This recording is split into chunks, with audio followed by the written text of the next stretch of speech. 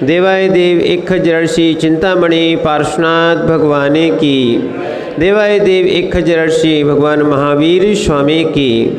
परम पूज्य आचार्य भगवान कुंद कुंद स्वामी की।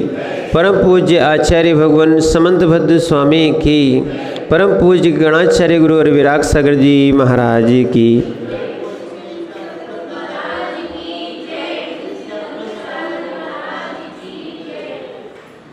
वो चेतनात्माओं, हम सभी भगवान पार्श्वनाथ स्वामी के चरण सानिध्य में बैठकर उनके द्वारा रूपित कही हुई उस जिनवाणी का पान कर रहे हैं, जिससे हमारे मिथ्यात्व का गलन हो, सम्यक की प्राप्ति हो और हम भी उन जैसे सिद्ध परमात्मा बन सके। अनंत भाव से ये जीव जो है स्वयं के अज्ञान के कारण ही संसार में भटक रहा है और ये विभाव भाव जीव ने स्वयं बनाए हैं। आज तक ये जीव शुद्ध भाव को भी प्राप्त नहीं हो पाया। अगर शुद्ध भाव को प्राप्त हो जाता तो पुनः संसार में लौट के नहीं आता। तो इसीलिए उन शुद्ध भाव को करने के लिए सबसे पहले श्रद्धा होना चाहिए। श्रद्धा के बाद ही ज्ञान सम्यक होता है।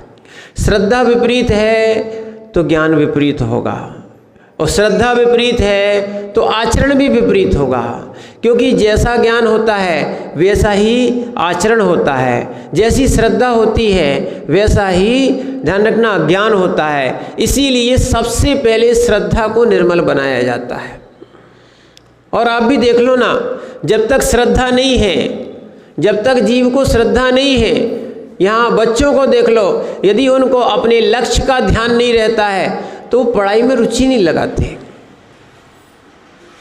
आप उनको ज़बरदस्ती बिठालते हो, स्कूल भेजते हो और जब रुचि आ जाती है, उनको भविष्य दिखने लगता है ना, तब वो स्वयं ही बैठ के पढ़ते हैं और घंटों घंटों पढ़ते हैं।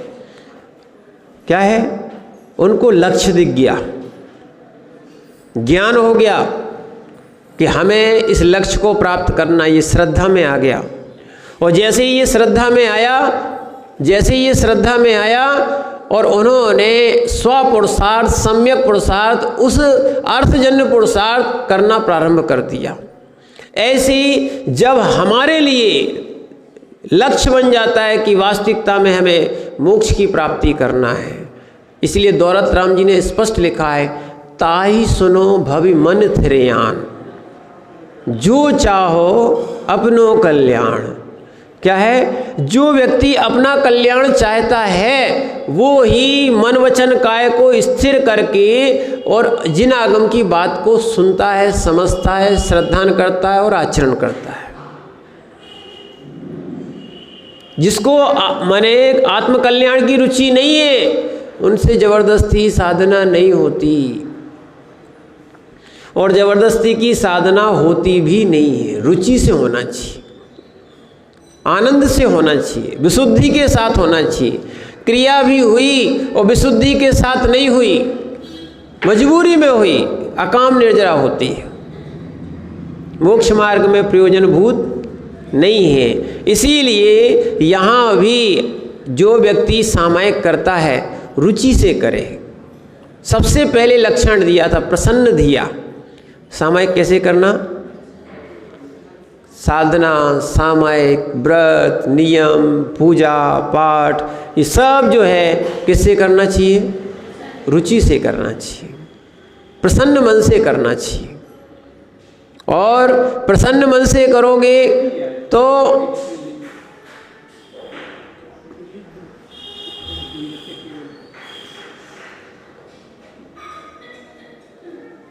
प्रसन्न मन से करोगे तो आनंद आएगा। इसीलिए आचार्य महाराज यहाँ सामायिक के लक्षण में लिख रहे थे कि वो अगर अच्छे आनंद के साथ बैठा है तो कैसा लग रहा है? जैसे निर्गंथ मुनि के ऊपर वस्त्र डाल दिए। आप भी चिंतन कर सकते हो। हम भी कल जाप कर रहे थे, तब चिंतन कर रहे थे। हमारी पर्याय सदृश पर्याय है। हमारी जो वर्तमान में पर्याय है सदृश पर्याय है। तीर्थंकर देव की और जो अभी या अरहंत देव की जो पर्याय है वो पर्याय हमारी सदृश पर्याय है। उनकी भी मनुष्य पर्याय,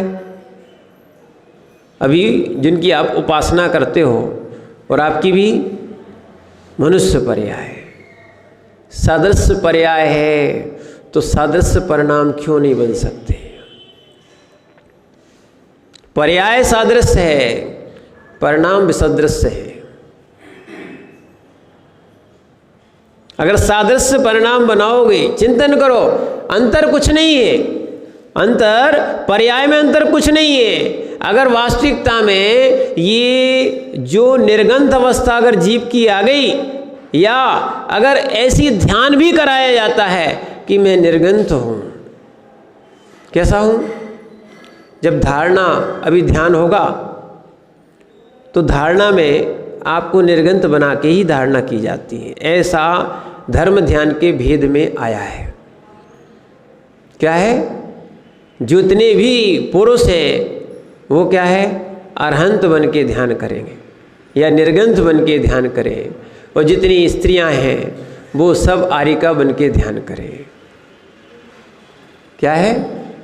ये सब ध्यान की एक, जैसे सामायिक की एक ध्यान की ये सामभाव लाने का यहाँ पर व्यवस्था कर रहे हैं। अगर सामायिक की काल में सामभाव, समकित भाव शुरू हो गया है ना, समत्व भाव आ गया, तो आप अन्य समय में अपने समत्व को बढ़ाना चाहिए, समता को बढ़ाना चाहिए, क्षमता को बढ़ाना चाहिए।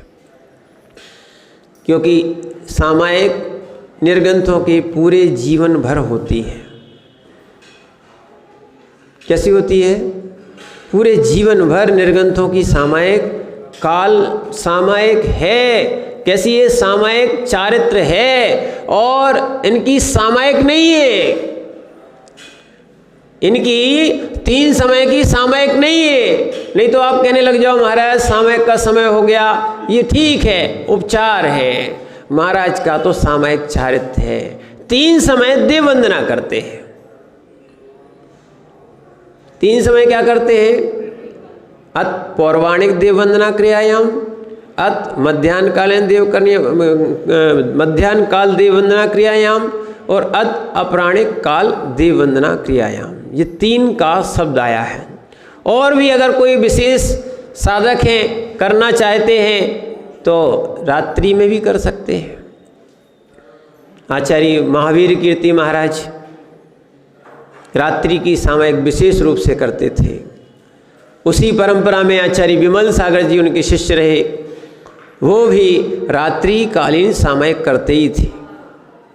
और आचार्य सन्मति सागर जी भी क्या है, वो रात्रि की सामायिक करते ही थे। रात्रि में 8 बजे विश्राम करते थे। जो लोग गए होंगे, उन देखा है, उनको मालूम होगा। हमने तो सुना मात्र है, हमें उनका दर्शन का लाभ नहीं हो पाया। ठीक है? ऐसे ही सन्मति सागर जी महाराज भी रात्रि में वो सामायिक करते थे। और भरत सागर जी का भी सुनते हैं कि भरत सागर जी भी रात्रि काल में सामायिक करते थे, अल्प निद्रा लेते थे। पूरी रात स्वाध्याय चलता था, सामायिक चलती थी।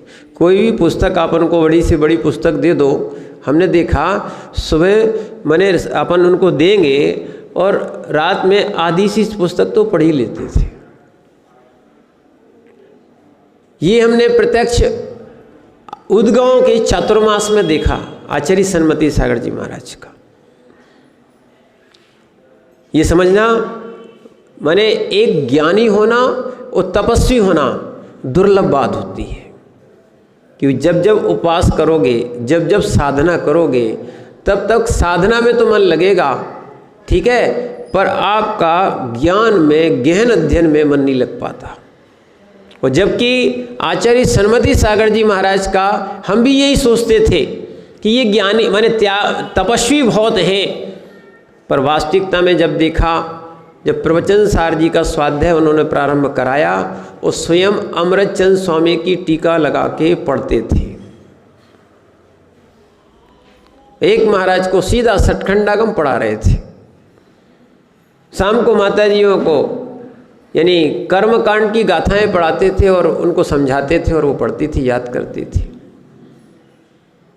लगता था तपस्वी के साथ ज्ञानी होना दुर्लभ बात होती है। तपस्वी भी थे और ज्ञानी भी थे। तो ऐसे वो ज्ञानी रहे जो बिल्कुल अल्प निद्रा रहते थे, ऐसी वो सामायिक और ध्यान करते थे। और आचार्य विमल सागर जी का भी ध्यान आचार्य बताते हैं, देखो कल्पना से हम जहाँ जा नहीं पा रहे हैं वहाँ का ध्यान भी कर सकते हैं। जो आगम में प्रसिद्ध है, सिद्ध है, ऐसे और अपना भी वर्तमान में कुछ देखा हुआ है उसको भी हम ध्यान में ला सकते हैं। जैसे आचार्य विमल सागर जी महाराज अपने ही सामायिक के काल में अपने ही सिर को, मस्तक को शिखर जी बनाते थे, शिखर जी का पर्वत बनाते थे और पूरी टोंकों की रचना करते थे और उसमें दर्शन करते थे। यह है ध्यान। क्या है? ध्यान रखना, ये भी कभी ध्यान के ग्रंथ पढ़ना, तत्वानुशासन पढ़ना, उसमें ये अंकन्यास शरीर पे भी अंकन्यास किए जाते हैं। यहाँ भी पंच परमेष्ठि की स्थापना की जाती है। क्या है? जो हम मान रहे हैं वो असत है, जो सत है उस पर हमारी दृष्टि नहीं है। सत को देखने वाली सामायिक है, सत को दिखाने वाली सामायिक है, सामभाव लाने वाली सामायिक है। असत स्वरूप मान लिया है कि हम मनुष्य हैं, हम सेठ हैं, हम इस जाति के हैं, ठीक है, हम माता हैं, हम पिता हैं। वास्तविकता में मैं तो एक भगवान आत्मा हूँ। अरहंत को भगवान मानना जगत जानता है, स्वयं को भगवान मानना जैन दर्शन और सामायिक सिखाती है। प्रत्येक जीव भगवान है। क्या है? बस अंतर इतना है, जो सामने वेदी पर रखे हैं वो प्रकट भगवान है और जो हम हैं वो अप्रकट भगवान है। हम सम्यक पुरुषार्थ करेंगे, अहिंसामय आचरण करेंगे, हम भी भगवान बन सकते हैं। अवलंबन इन्हीं शास्त्र का लेंगे, अवलंबन इन्हीं शास्त्र का लेंगे। अपना दुराचरण और दुर्भाव और दुर्भावना ये सब छोड़ना पड़ेगी। जीव दया, सम्यक भावना, सम्यक आचरण और दया के भाव, निर्मलता के भाव जब तक जीव में नहीं आएंगे तब तक सदाचरण प्रारंभ नहीं होगा। जो जो दुराचरण छोड़ता है वो भगवान बन सकता है। और देखो, जब कौए के मांस को छोड़ने वाला जीव कौन? खादिर साल भील या कुरवा भील नाम आता है, भगवान महावीर बन सकता है। क्या बन सकता है?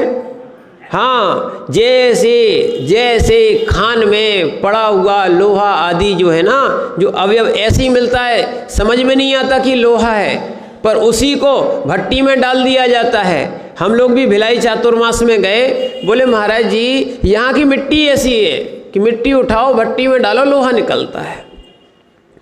आप देखोगे तो आपको मिट्टी ही लगेगी, आपको अंतर ही नहीं समझ में आएगा कि पन्ना की मिट्टी है कि भिलाई की मिट्टी।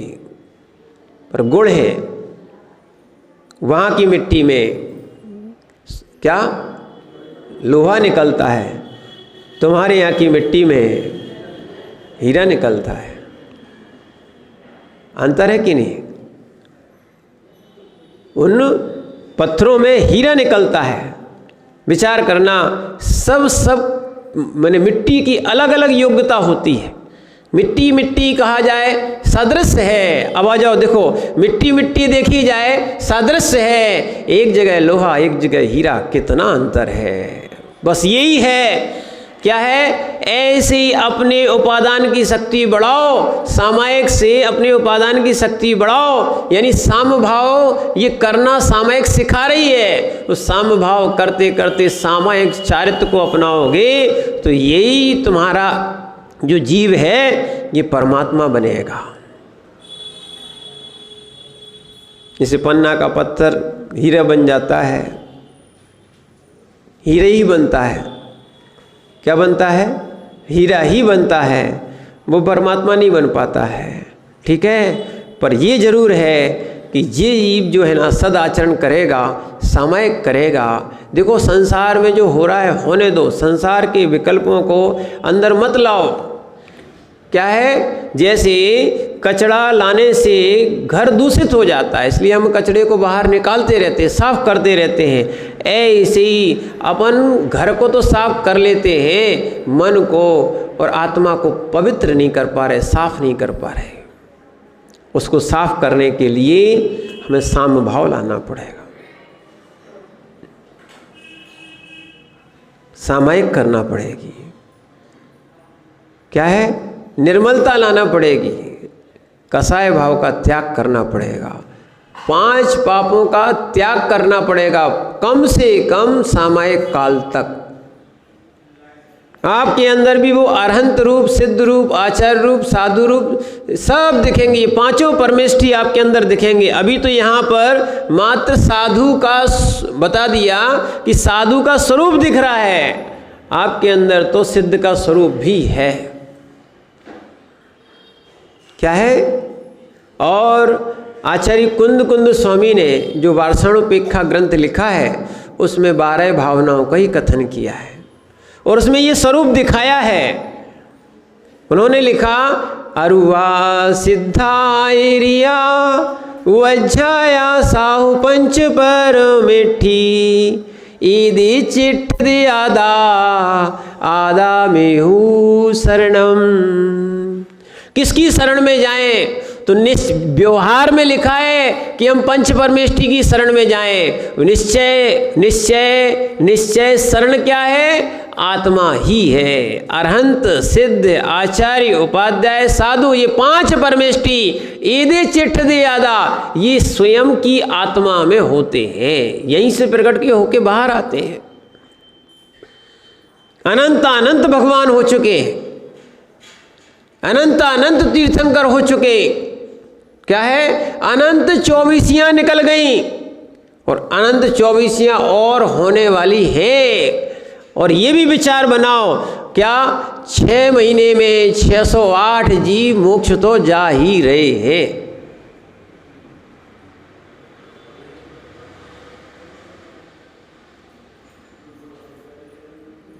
सुभाष भैया क्या हो गया? हाँ, और अपने क्षेत्र कितने से? भरत और ऐरावत 10, 5 भरत 5 ऐरावत, कितने हो गए? 10। इतने से तो हैं जो है ना विधि क्षेत्र। विधि क्षेत्र कितने हैं? 5 हैं, तो 5, पर वहाँ तीर्थंकर जो होते हैं जिस जगह पे, ऐसे एक विधि में कितने हैं? 32। उसका 5 का गुणा कर दो, 160 भूमियों में आज भी चतुर्थ काल चल रहा है और वहाँ से मोक्ष हो रहा है। और 20 तीर्थंकर तो रहते ही हैं।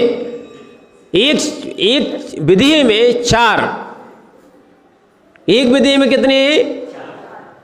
देखना, वो भी आपको समझ में आ जाएगा। सुमेरु पर्वत बीच में है, पहला वाला सुमेरु पर्वत बीच में है। यहाँ 1 2 3 4, ये 4 अलग अलग विभाग किए गए हैं। 8 नगरियाँ हैं, ये 8, ये 8, यहाँ है 8, यहाँ है 8। इन चारों में एक एक लाइन में कहीं भी एक एक तीर्थंकर होते ही हैं, नियम है। आज भी क्या है, पर एक ध्यान रखना, जैसे भरत क्षेत्र वाला अन्य क्षेत्र में नहीं जा रहा है, वहाँ विद्याधर को छोड़ के वहाँ भी जो भूमि गूंच रही है वो भी नहीं जाते। और तीर्थंकर भी जिस नगरी में उन्होंने जन्म लिया है, जिस माने क्षेत्र कहलाता है, भरत क्षेत्र जैसे ही वहाँ के विभाग हैं, वहाँ भी 6 खंड होते हैं। वहाँ भी 6 खंड में एक आर्यखंड होता है और बाकी 5 म्लेच्छ खंड होते हैं। उसमें भी तीर्थंकर होते हैं, चक्रवर्ती होते हैं, नारायण होते हैं, सब होते हैं वहाँ भी।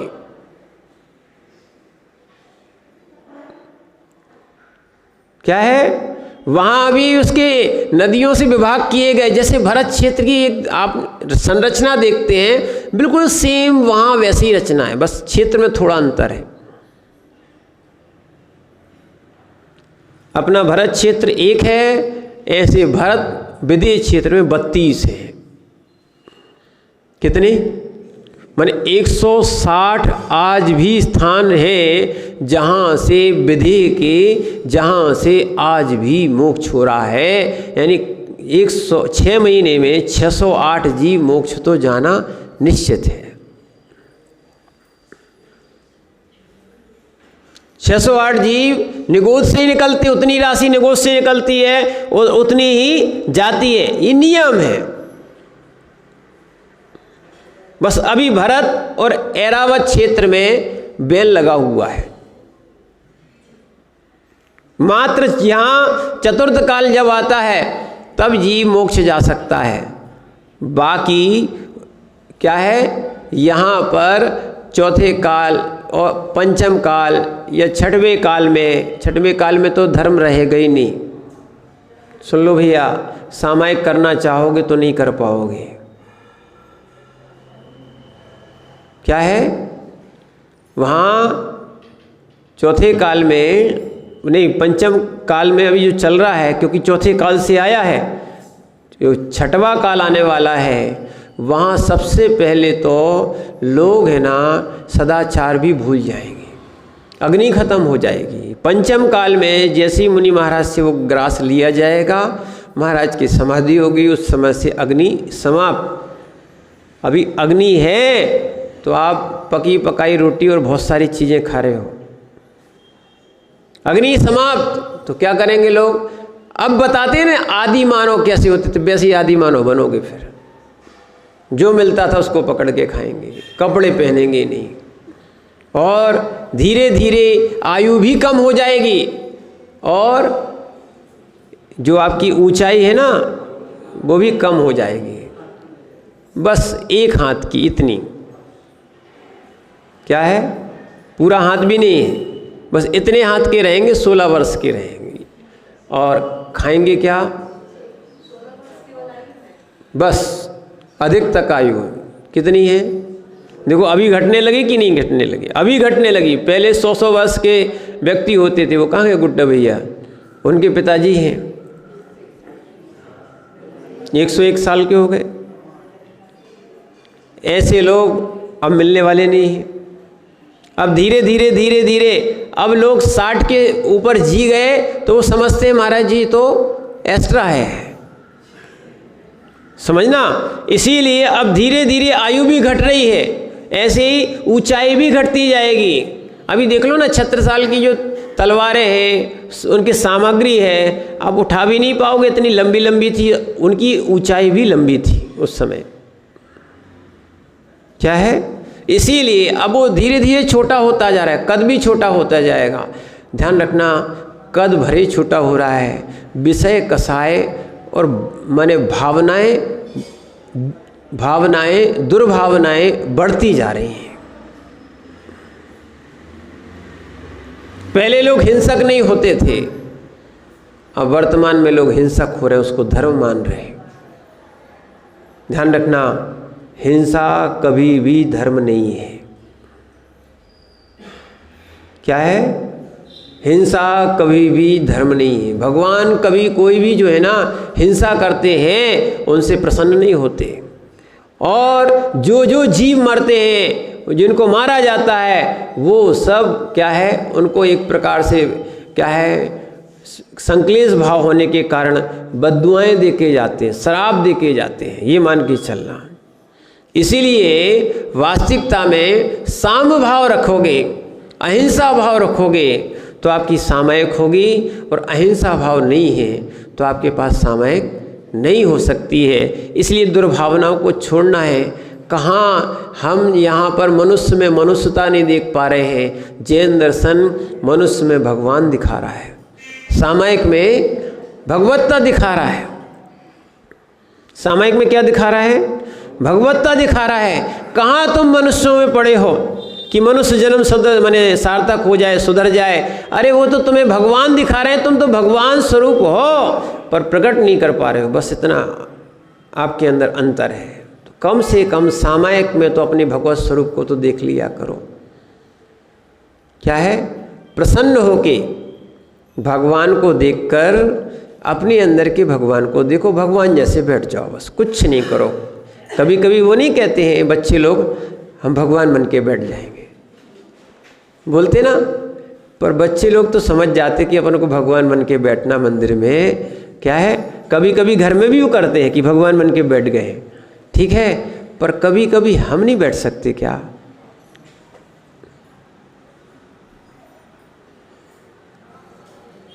सदृश्य पर्याय, जब सदृश्य पर्याय है तो विसदृश्य परिणाम क्यों?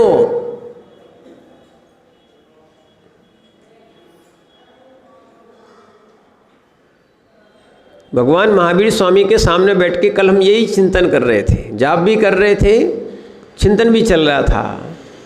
सदृश्य पर्याय है तो विसदृश्य परिणाम क्यों?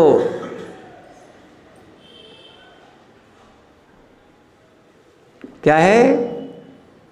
लोग बहुत ज़्यादा ध्यान करते हैं या जब ऐसे भाव बनाते हैं, वो अपने अंदर वो सामयिक में माने ये भाव लाएं। क्या है? सोहम बोल लेते हैं, शुद्धोहम बोल लेते हैं, बोलो कोई दिक्कत नहीं, पर अब कहो सादृश्य पर्याय है, सादृश्य पर्याय है तो सादृश्य परिणाम क्यों नहीं?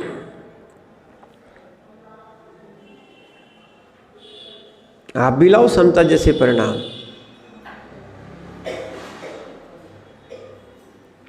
हमने असत को सत मान लिया। असत से सत की उत्पत्ति नहीं होती, सत से असत की उत्पत्ति नहीं होती, ध्यान रखना।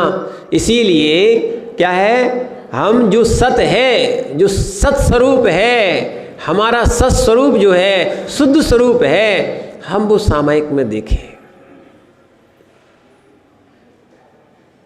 ये संबंध स्वरूप आत्मा का नहीं है। जाति स्वरूप, संबंध स्वरूप, ये पर्याय स्वरूप, ये आत्मा का नहीं है। समझना अच्छे से, ये आत्मा का नहीं है, पर अज्ञानता से हम ये सब स्वीकार किए हैं। और यही अज्ञानता अपने आप को माता माने हैं, पिता माने हैं, ठीक है, संबंधी माने हैं। माने कि नहीं माने? राकेश भैया मानते कि नहीं मानते? अपने आप को भगवान मानते कि नहीं मानते? ये नहीं मानते। बताओ, सत्स्वरूप को मानते नहीं, असत स्वरूप को माने बैठे। क्या? जैसे ही कहेंगे विनय भैया, देखो भी तैयार हो गए, आप विनय हो? अरे संज्ञा है ये तो।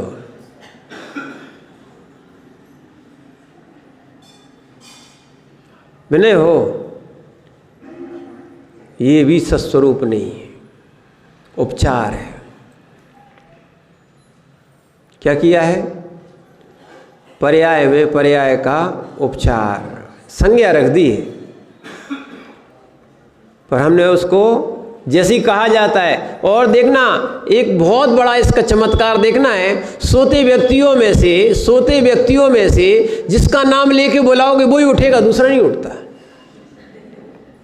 सोते व्यक्तियों में से जिसका नाम लोगे वही उठेगा, दूसरा नहीं उठेगा। यानी सोते सोते तक तुम्हें क्या ध्यान है कि मैं विनय हूं। क्यों सुभाष भैया? देखो तुरंत हाथ जुड़ ले। बताओ वकील साहब, असत स्वरूप को क्यों माने हो? क्या है? पर नाम को, पर उपाधियों को जीव ने आत्मा का लक्षण मान लिया है। इसको क्या कहें? आत्मा का लक्षण मान लिया है। कौन सा लक्षण? लक्षण दो प्रकार के बताए थे। ये कौन सा? ये अनात्मभूत लक्षण को आत्मभूत लक्षण मान लिया है। जैसे ध्यान रखना, जैसे हाथ में कोई डंडा पकड़ा है, उसको बोलते डंडे वाले, ठीक है ना? वो लक्षण कौन सा था? भिन्न था। लक्षण कैसा था? भिन्न था, ठीक है। डंडा तुम्हारा स्वरूप है क्या? नहीं है। डंडा तुम्हारा स्वरूप है क्या? नहीं है, वो तुम्हारा भिन्न है। ऐसे ही संसार के संबंध, संसार के राग, संसार के उपाधियां, संसार का संज्ञा यानी नाम, ये जीव का स्वरूप नहीं है।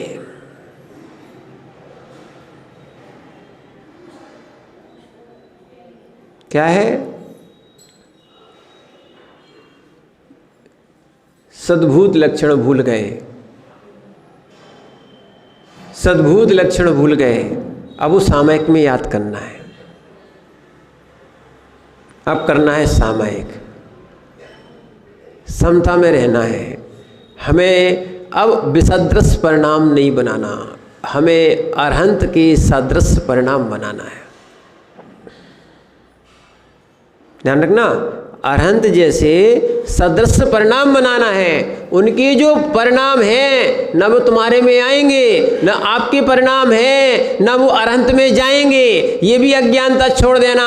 जो जो देखी बीतराग ने, सो सो होसी वीरा रे। भगवान के देखने से तुम्हारा परिणमन नहीं होता, तुम्हारे अंदर परिणमन तुम्हारा होता है, उनका परिणमन उनके अंदर होता है।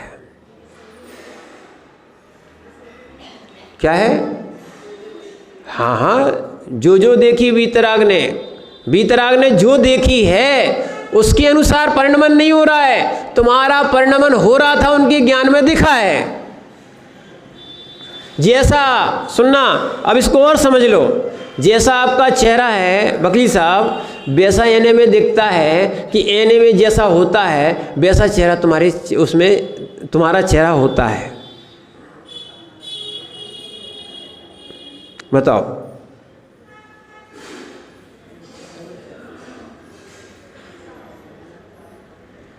जैसा नहीं समझ में आया, फिर से समझाते। जैसा चेहरा तुम्हारा है वैसा दर्पण में दिखता है, कि जैसा दर्पण दिखाता है वैसा चेहरा तुम्हारा है।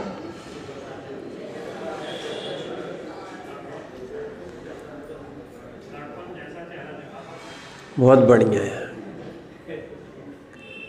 यही तो मान्यता गलत हो गई है।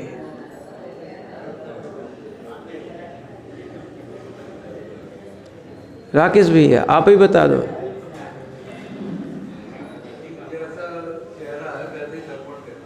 सीधी सीधी बात है। क्या है? दर्पण नया चेहरा कहाँ बना पाएगा?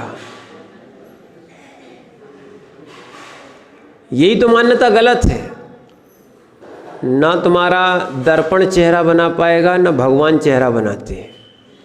तुम्हारा चेहरा तुम ही बनाते हो, और वो भी तुम्हारे नाम कर्म के द्वारा।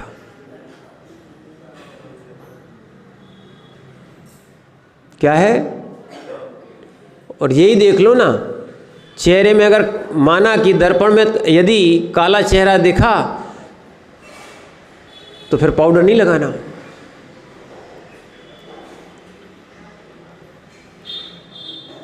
या मान लो चेहरे में कोई कीचड़ या कारोच लगी है, चेहरे में कीचड़ या कारोच लगी है, अब आपको दिख गया है किसमें? देखो दिख गया है किसमें? आ जा रहा आनंद। देखो बहुत दिनों के बाद समझ में आया। देखो आप फिर से समझो, चेहरे में अगर कोई चीज़ खराब लगी है और वो हमें दिख गई है तो अब सुधार नहीं सकते, वैसी ही रहेगी। ऐसे ही होगा। वाह आनंद आ रहा। और सुनो, अरे सुधारने के लिए ही दर्पण में चेहरा देखा जाता है।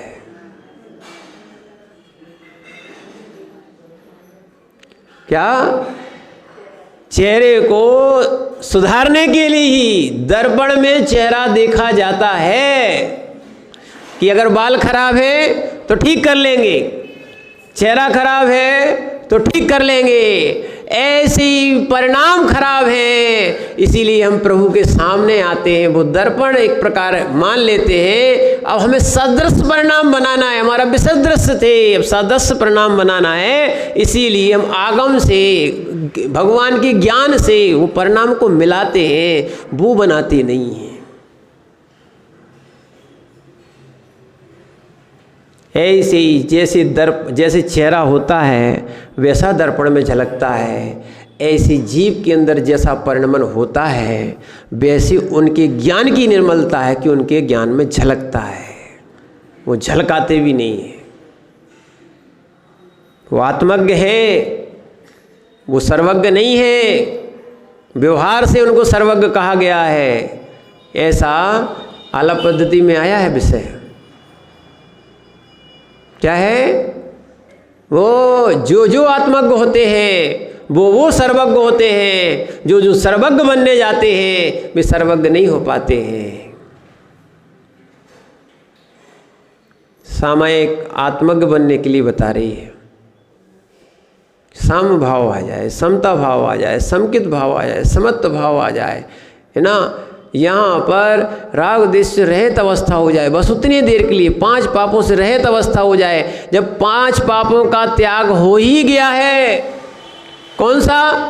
पहले तो हमने बहिरंग किया था, अब अंतरंग भी करके बैठे सामयिक में, तो अब कह रहे हैं आप ऐसे लग रहे हो जैसे मुनि के ऊपर उपसर्ग कर दिया। छीलो वशिष्ठ मुनिदेव, यहीं बैठे बैठे सोचो आप, छीलो वशिष्ठ मुनिदेव क्या है? जैसे ध्यानस्थ मुनि के ऊपर कोई कपड़ा डाल देता है, वैसे ही अब आपने अलग कपड़े पहन लिए, पहले ये कपड़े नहीं पहने जाते थे, तो ये अंग्रेजों के कपड़े हैं। कैसे है? अंग्रेजों के कपड़े हैं, क्योंकि अखंड वस्त्र नहीं है। पहले अखंड वस्त्र पहना जाता था, धोती और ये कुर्ता पजामा भी खंड वस्त्र नहीं है, अखंड वस्त्र नहीं है, ये तो मुगल काल से आया है। ध्यान रखना, ये आर्यभेष नहीं है। देवों के भी आप देखो चित्र बने होते हैं वेदी पे, देवों के भी चमर ढुराते आदि भी चित्र बने रहते हैं। देव भी कौन से वस्त्र पहनते हैं? वकील साहब जीन्स पैंट। देवियों के भी चित्र बने होते हैं, कौन से वो कपड़े पहनते, वस्त्र पहनते हैं। समझ रहे ना बात को? हमारा कहना है अगर देव ही बनना है तो कम से कम देव जैसे वस्त्र भी पहनना सीख जाओ, और देव जैसे भक्ति करना और प्रणाम करना भी सीख जाओ। और भगवान बनना है तो वस्त्रों का वहाँ कोई काम है ही नहीं। क्या है? ये वसन वासना के लिए है, जिसकी वासना ही समाप्त हो गई उनको वसन की आवश्यकता नहीं। क्या है? बस वासना का ही प्रतीक है वसन, और जिसकी वासना ही समाप्त हो गई वो वसन की आवश्यकता ही कहाँ है? उसको तो देखना, एक शरीर में जीव को, एक शरीर में ये अज्ञानी जीव को पति दिखता है, ठीक है ना, और एक शरीर में जहाँ ज्ञान आ जाता है वो त्रिलोकपति हो जाता है, त्रिभुवनपति कहलाता है। विचार करो, वासना ने कितना छोटा कर दिया है। वासना ने कितना छोटा कर दिया है। वकील साहब, अब आयु में आप बड़े कि हम, बताओ? मौन है क्या? तो इतना तो ओम ही उत्तर दे देता। आयु में आप बड़े कि हम? अब हम ये पूछ रहे हैं, सुनना, आयु में नहीं सुनना, अभी वर्तमान में व्यवहार ही चल रहा है। एक और ध्यान रखना, हर चीज़ में अभी हम लोग मूलाचार पढ़ के आ रहे हैं। अगर कहा है भात पकाया जा रहा है, क्या भात पकाया जा रहा है, ये प्रतीत सत्य है। 10 प्रकार के सत्य में सत्य है, जबकि चावल पकाए जाते हैं, भात थोड़ी पकाया जाता है, पर उसमें कह दिया जाता है कि भात पकाया जा रहा है। तो कहाँ उसको अभिप्राय समझो। देखो झगड़ा कहाँ है? अभिप्राय में। क्या है?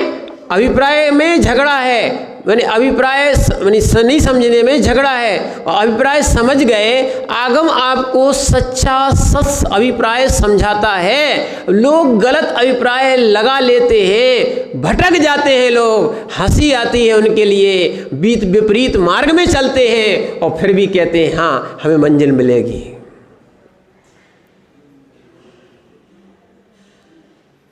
क्या है नथुलाल जी? विपरीत मार्ग में चलते हैं, फिर भी क्या बोलते हैं? मंजिल मिलेगी। आनंद में रहते हैं हमें मंजिल मिलेगी। जब मालूम में विपरीत मार्ग में चल रहे, 3 काल में मिलेगी क्या? जाना था छतरपुर और पकड़ लिए रोड सतना की, जितनी दूर जा रहे हो बड़े आनंद से सोच रहे हो, सुनना कि हम पहुंच जाएंगे। अरे तुम कितने ही पहुंच जाओगे, तुम इस पन्ना से और ज़्यादा दूरियां बढ़ा रहे हो, छतरपुर की दूरियां और बढ़ती जा रही हैं। ऐसे ही ध्यान रखना, ऐसे ही जो जो मिथ्या मार्ग में बढ़ रहा है उसको लौट के उतना आना ही पड़ेगा। इसलिए अभिप्राय को चिनागम समझाता है, जैसा समझाता उसको समझो। क्या है? प्रतीत सत्य भी होता है। अब बताओ वकील साहब, आयु में आप बड़े कि हम? सीधी सीधी बात बोल रहे। अभी तो आपकी आयु कितनी है और हमारी आयु कितनी होगी? ठीक है ना? इतनी तो नहीं है, ठीक है। सुनना, अब इसमें देखा जाए तो आयु किसकी बड़ी? ठीक है ना? अब बस इतना ही कहना चाहते थे। आप बहुत लंबा खिंचवाते हो, हमें लगता है अभी भी वकील साहब आप वकालत छोड़ी नहीं। अभी सीधी सीधी बात ये कह रहे थे, जब आप बड़े हो तो आप नीचे क्यों बैठे हो? है? नहीं, हम ये नहीं कह रहे हैं। आप बड़े हो तो आप नीचे क्यों बैठे हो? बस यही कहना था। बसन है, जब तक वासना रहेगी तब तक नीचे रहोगे। जब तक बसन है, वासनाएं हैं, कसाय है, नीचे रहोगे। वासनाएं छोड़ दोगे, त्रिलोक के ऊपर शिखर पे जाके बैठोगे।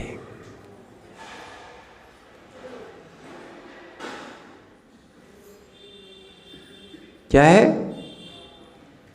आप 3 लोक के ऊपर सिद्धालय उधर बैठोगे।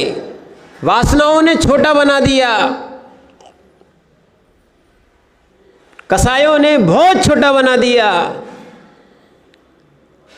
समझना, आपसे भी कई गुना ज़्यादा संक्लेश परिणाम, सबसे ज़्यादा संक्लेश परिणाम निगूदीय जीव के होते हैं।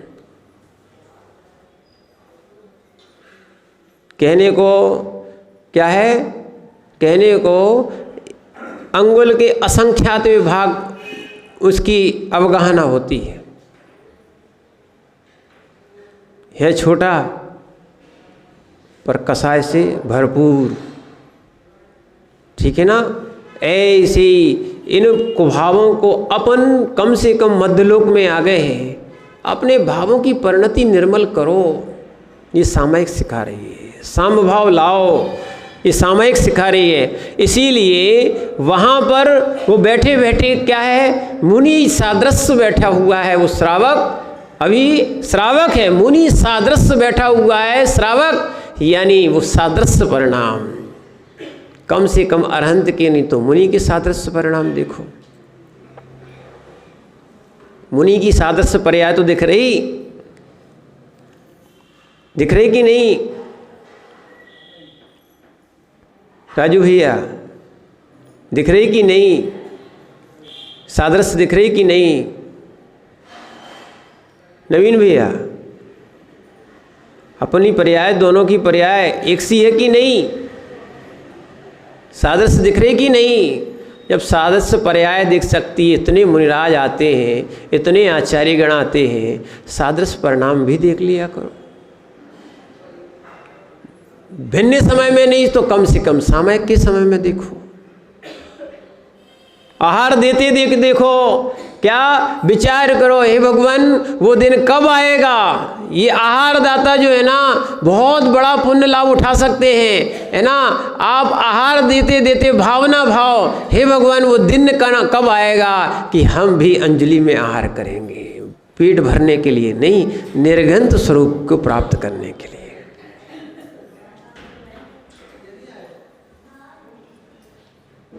विचार करो, भगवान बनने वाला जीव भोगों का भिखारी बना बैठा है, और सामयिक में भिखारी नहीं होना चाहिए। इसलिए निर्गंत साधु भिखारी नहीं होते, न भिखारी होते हैं न भिखारी होते हैं। और ये भी नहीं समझना कोई किसी पागल के कपड़े उतरे हों वो निर्गंत है, नहीं है। कोई भिखारी सुनना, भिखारी जो है ना निर्गंत क्यों नहीं बन जाते? अरे भिखारी होते हैं इसलिए वो भिखारी कहते हैं हम तो जैसा है चला लेंगे, पर हमें निर्गंत नहीं बनना। समझना आप बात को, खूब समझाओ, सब चला गया, सब हो गया, है ना, अब तो चले जाओ, नहीं, वहीं कुटते रहेंगे, पिटते रहेंगे, और पर खूंटा नहीं छोड़ेंगे। चाहे इसीलिए आप वो स्वरूप देखो जो निर्गंत स्वरूप यहाँ पे आचार्य महाराज दिखा रहे हैं।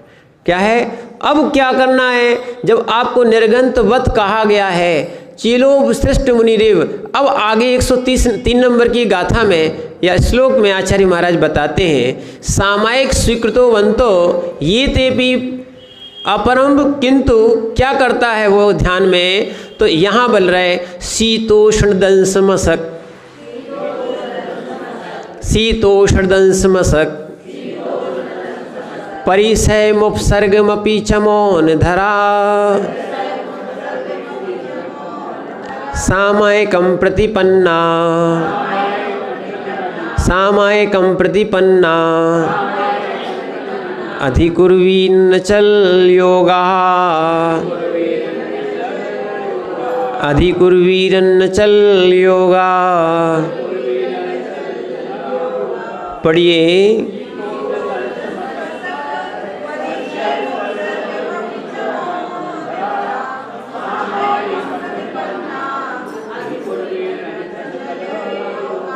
अब पंखा चला के पूजा करने वाले जीव, सामयिक करने वाले जीव, स्वाध्याय करने वाले जीवों के लिए अब यहाँ पर कुछ बात आ रही है। जब तक पंखा चलता है, जब तक हीटर चलता है, जब तक हम ऑल आउट जला के बैठते हैं या बहुत सारी चीज़ें करके बैठते हैं, तब अब की बात आ रही सामयिक में क्या क्या होना चाहिए। क्या अभी तक आप आक्षेप करते थे कि उपसर्ग तो मुनि के ऊपर होता है, अब यहाँ पर आपकी बात भी आ गई है कि उपसर्ग आपके ऊपर भी होता है ना। आपको भी गर्मी लगती है, आपको भी सर्दी लगती है, आप उसका प्रतिकार नहीं करते हुए आप क्या कर लेते हो, जीवों का घात करके आनंद में बैठ जाते हो। लगता है सामायिक चल रही है, लगता है पूजा चल रही है, लगता है हम बहुत आत्मध्यान स्वाध्याय में लीन हो गए हैं। हे हत्यारों, अब देखो यहाँ पर आचार्य महाराज कह रहे हैं अब थोड़ा सा सामायिक में और पूजा में, थोड़ा ध्यान में, ठीक है, कैसे बैठा जाता है। अब हमें आपको भगवत्ता दिखा दी है, साधना वाले साधक दिखा दिए हैं, तो ये साधन हत्या के क्यों?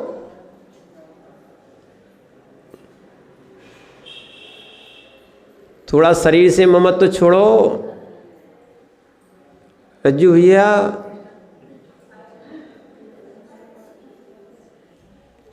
क्या है? शरीर से ममत्व छोड़ो। जब तक शरीर से ममत्व नहीं छूटेगा, क्या है सामायिक कैसे? और ज्ञान किस लिए? ज्ञान किस लिए? आचरण के लिए। क्या है? इसीलिए विज्ञान शब्द आया ना, विज्ञान सुना है ना, विज्ञान का यही का नाम आगे लिया गया है, विज्ञान, ठीक है ना। विज्ञान का अर्थ होता है विशेष ज्ञान। विशेष ज्ञान यानी होता है चारित्र, प्रैक्टिकल ज्ञान, विशेष ज्ञान।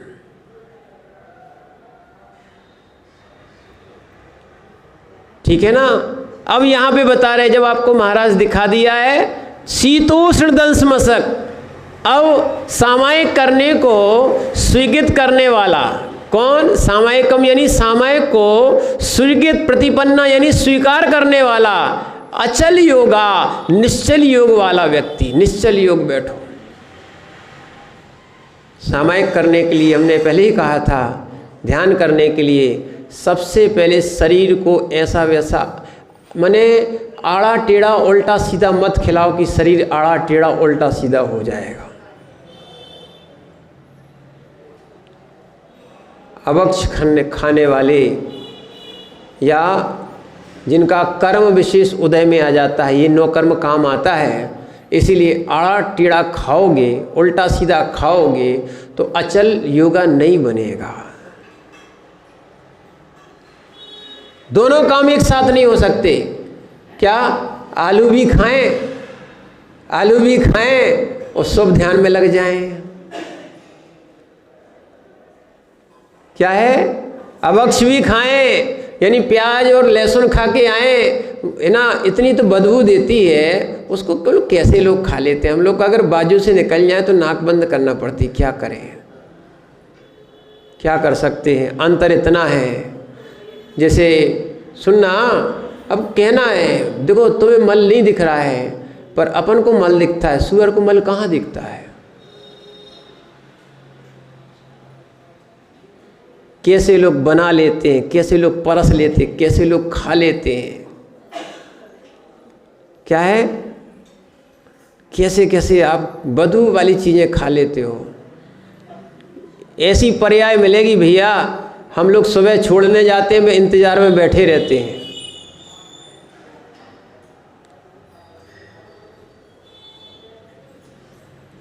अभिषेक भैया सही है कि नहीं?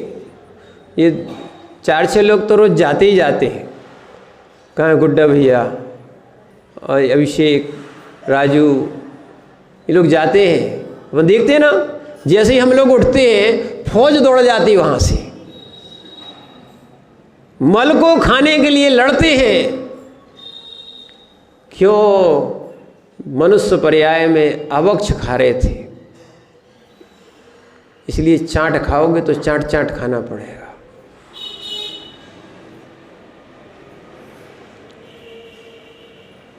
क्या है सुभाष भैया? चाट खाओ, चाट चाट खाओ। ठीक है ना, विचार करना। अरे पुण्य का योग है, अगर आपका ऐसी ग्लानि पैदा हो जाए, हम तो सोच रहे बुरा लग जाए,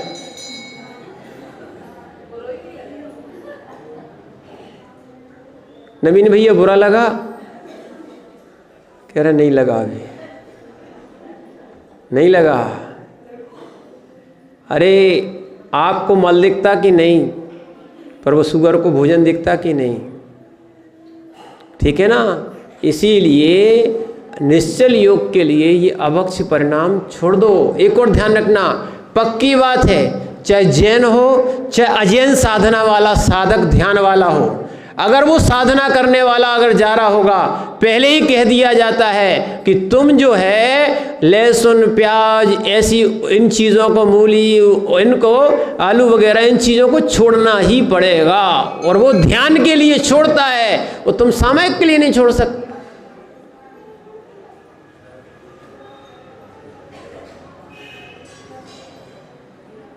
क्या है, देखो शरद भैया ने सुन के चाय छोड़ दी, आजीवन त्याग कर दिया उन्होंने।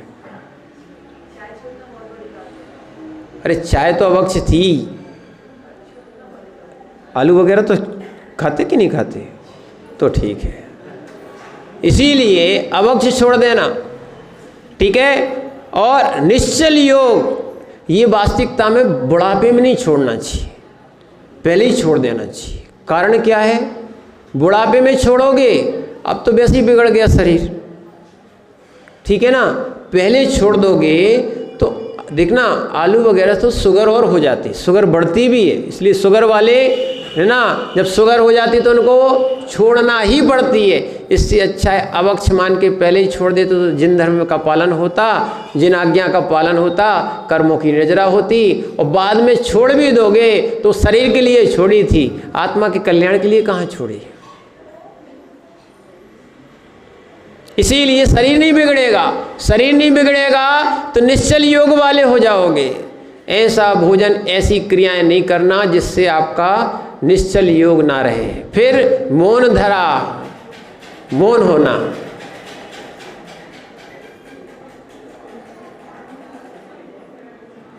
समझ में आ गया ना। देखो कितनों को मारता होगा, बंदूक जैसी चलती है।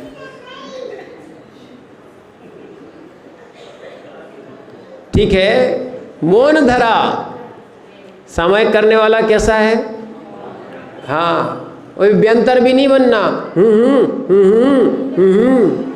नहीं तो अब क्या है, मौन तो ले लिया है पर क्या कर सकते, कहाँ जा रहे, धीरे से।